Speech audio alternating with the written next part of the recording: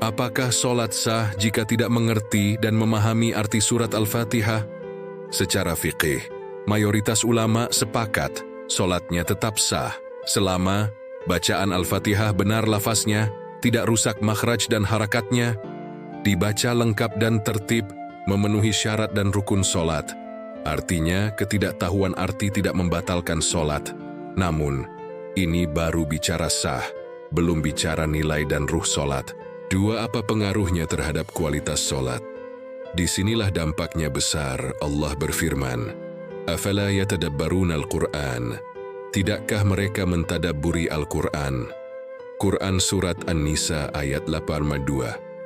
Orang yang membaca tanpa memahami makna, lisannya membaca, hatinya sering tidak hadir. Gerak solat berjalan tetapi dialog dengan Allah nyaris kosong. Padahal Al-Fatihah adalah munajat langsung antara hamba dan Rabb-Nya. Dalam hadis Qudsi, Allah membagi Al-Fatihah ayat demi ayat, dan setiap ayat dijawab oleh Allah. Jika maknanya tidak dipahami, dialog itu terasa seperti monolog yang hampa. 3. Resiko spiritual, bukan hukum fikih. Beberapa ulama tasawuf dan ulama tazkiyah menjelaskan dampaknya. Solat menjadi kebiasaan, hanya ibadah tubuh rukuk dan sujud. Tapi hati sibuk dengan dunia, dan sulit mencapai khusyuk. Karena khusyuk lahir dari pemahaman makna, bukan sekadar suara.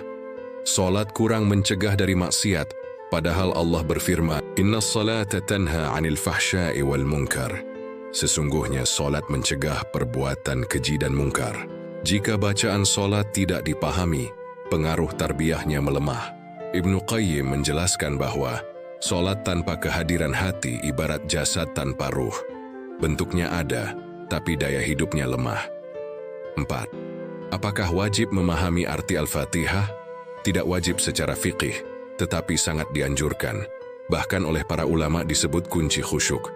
Imam Al-Ghazali menegaskan, bacaan tanpa pemahaman adalah seperti surat yang dibaca kepada raja, tetapi pembacanya tidak tahu apa yang ia katakan.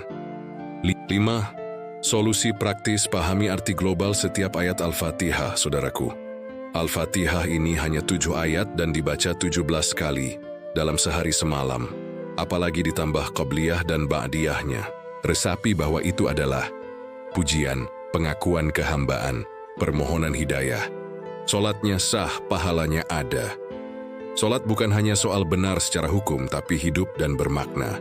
Subscribe and share, semoga solat kita selalu diterima. Allah amin.